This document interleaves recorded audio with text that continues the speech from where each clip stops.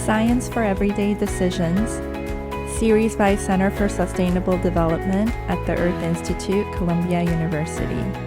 For your consideration for a more sustainable life through education for sustainable development. Hello, everyone. My name is Yanis Benamor, and I am the Executive Director for the Center for Sustainable Development. By training, I'm a molecular biologist, so I am specializing on all types of infectious diseases, primarily tuberculosis and HIV and Ebola. And interestingly, now coronavirus. So it was originally called the Wuhan flu or the Wuhan coronavirus. And then for stigmatizing reason, that name was luckily changed by WHO to COVID-19, which stands for Coronavirus Disease 2019. The first time that this was reported really was on the 1st of January 2020, when the South China Morning Post, which is kind of the equivalent of the New York Times, reported in the central Chinese city of Wuhan that they were investigating an outbreak of a viral pneumonia of unknown origin. Only 5 days later, the mystery outbreak was considered not to be SARS. Just to go back to coronavirus, because everybody is using that word, and you may not know that the one that we are currently suffering from, so COVID-19, is part of a large family that has been causing many infections throughout history. And I am reporting here two that were notable in the last decade or in the last 20 years. So if you look in the middle, was the outbreak of severe acute respiratory syndrome. It also originated in China. The death rate at the time seemed to be very high at 650, which is now, of course, nothing in comparison to COVID. And it killed mostly people in China and Hong Kong, but it was a worldwide infection. There were cases in Ireland, there were cases in Toronto. It was thought to be originated in bats, and it was spread to civet cats and then to humans. Similarly, there was another coronavirus that made the news in 2012, and that was MERS, Middle East Respiratory Syndrome. This one was first identified in Saudi Arabia. And it killed 800. At the time, that was also considered to be a lot, and we believe that it moved from camels to humans. Now we have this new strain, COVID-19. It's not the first time that we have to deal with what we call a zoonotic infection, meaning that it's a disease that started in animals and then jumps and starts infecting humans. So if you look on the left, the first example was the SARS that went from bats into the civet cat into human, MERS from bat into camel and then into humans. And for coronavirus, we're not completely sure. We know that it also started in bats, and it was a bloodborne disease in bats. Then it moved into snakes, possibly, and then from snakes, it then moved into human, and then from human, it started going from human to human. The symptoms are kind of similar with the cold and the flu. We now know that mostly somebody who is infected with coronavirus will systematically have a dry cough, mostly a fever, and then in the more severe cases, shortness of breath. The best way to make sure that you are killing off the virus is to wash your hands with soap. Any soap will do. It doesn't have to be any particular soap. It doesn't have to be a pharmaceutical soap. Just any soap will kill the virus, and you wash thoroughly. Number two, stay away from people. The distances kind of vary. In France, they say around 1 meter, which is about 3 feet. In the US here, we say 6 feet, which is about 2 meters. Make sure that you stay away, because if a person were to cough, then you would not be, in theory, able to breathe in the cough with the virus. And then the third measure is putting on a face mask. So the more common mask that you are going to see is this one. This is what we would call a surgical mask. This is the one that you put around the face like this, right? So it covers the nose and the mouth, and you attach it around the ear.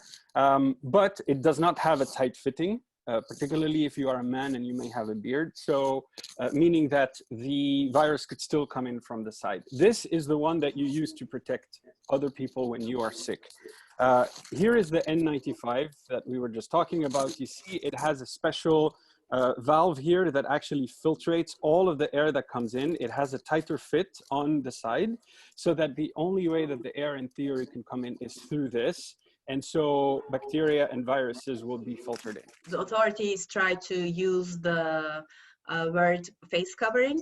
So probably on YouTube or other places, you see people trying to do their own masks. So in case you can't find a surgical mask, because if you're not a health professional, you don't need an N95. You don't need those advanced masks.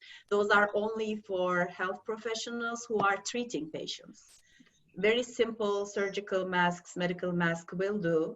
But if you can't find those in pharmacies, etc., because in many countries it's very difficult to find them. It's also possible to make your own mask, and there are many ways to do that. It's very important to cover the nose and the mouth at the same time, because if you are sick, stay at home. Cover your cough because it is an airborne infectious disease. This is the way to do it. Why? Because if you cough like this or if you sneeze like this, you might have viruses all over your hands, and then you're going to be touching your phone, your keys, the door, your eyes, your face, and transmitting the virus either to somebody else. If a person has mild symptoms, then it's okay to just have fever medications, if there is any fever, of course, or some vitamin C will do.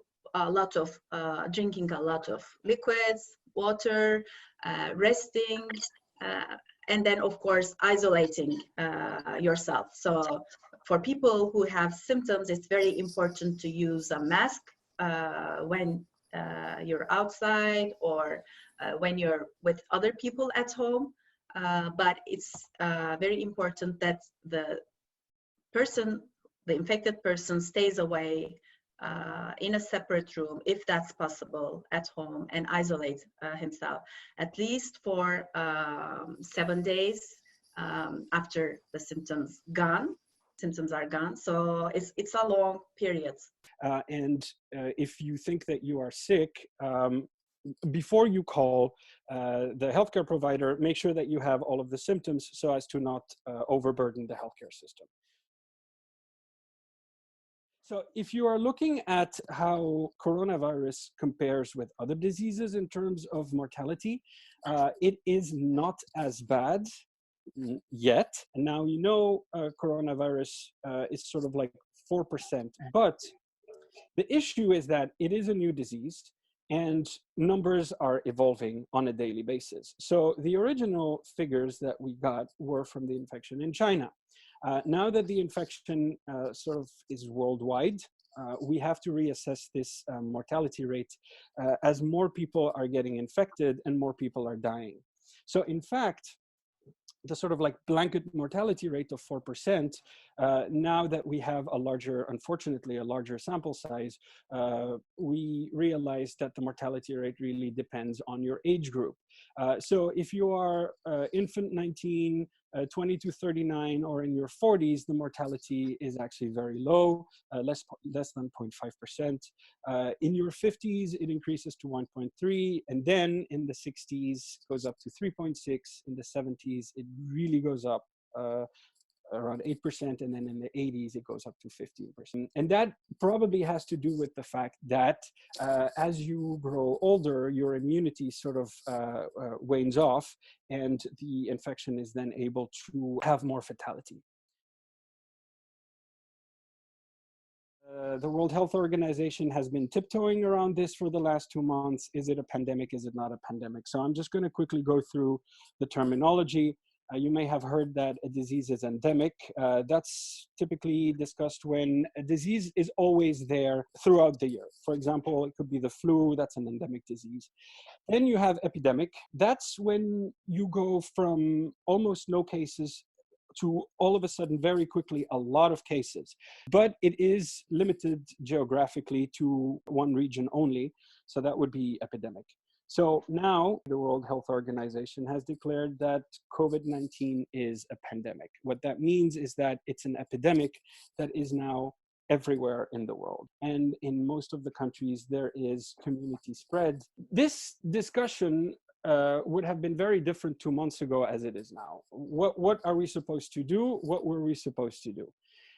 There is one thing that we were supposed to do very early on and we didn't do, and that's testing and figuring out, how bad is the situation. And so the first thing that you do to prepare against a pandemic is rapid identification and situational awareness. Obviously, if you have 6 cases, it's very different than if you have 6,000 cases.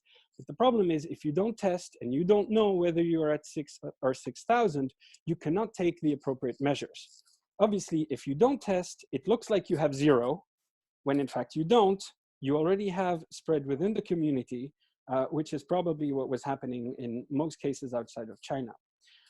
You want to do risk communication very early on, explain to the population how bad it is going to be for them, for their daily life, so that you make sure that the population, plays their critical role. To reduce the spread, quarantine is a good one. That's what China did very effectively, but in a way that almost no other country could do, where basically they locked down the entire region of Wuhan of 50 million people.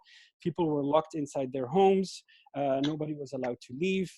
The result is that they were able to turn their situation around in 41 days. Other countries are going through travel restrictions. In the long term, what you want to do is reduce infectiousness of symptomatic patients. This is a viral infection, so you would want to develop antiviral drugs. Unfortunately, none of the antiviral drugs that we currently have for other viruses work against COVID-19. So of course, the pharmaceutical sector is working very adamantly at trying to develop those. And then ideally what you would want to do is to make sure that people don't get sick in the first place. And that's what you do, for example, with vaccination.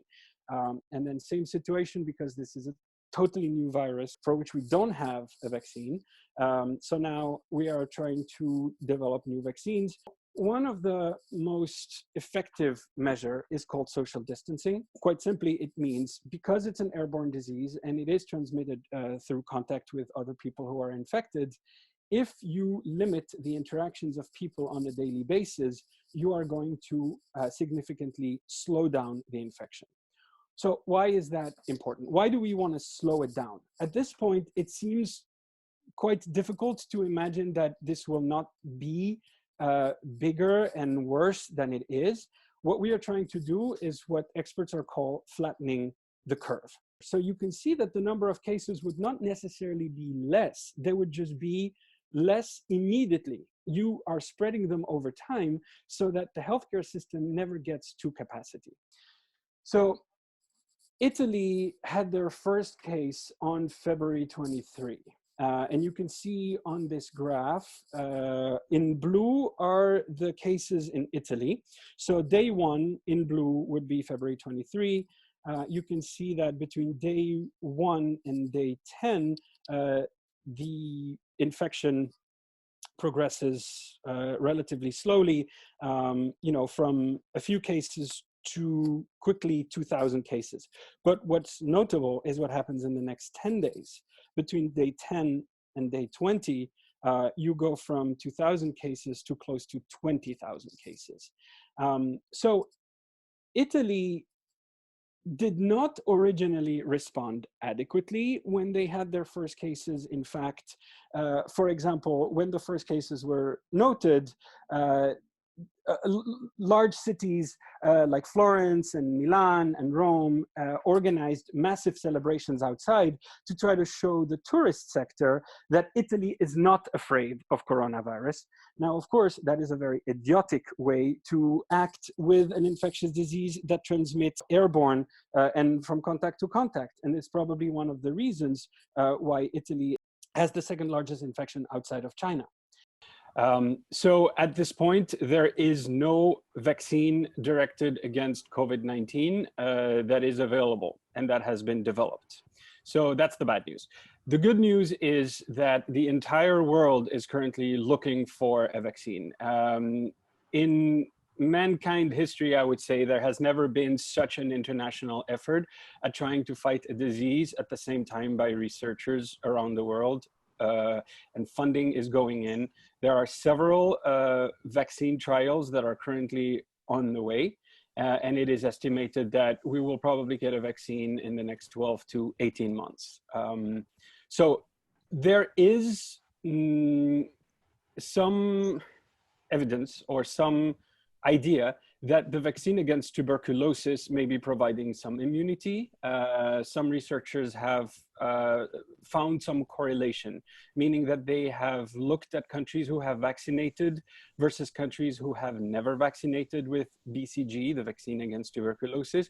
And there seems to be a positive trend that countries that vaccinated with BCG longer, actually the population seem to have less severe cases of COVID-19, but it's not demonstrated yet. And so there are two at least trials that I know of where they have vaccinated healthcare workers with BCG in Australia and in Germany, and they're trying to verify that that is true. So.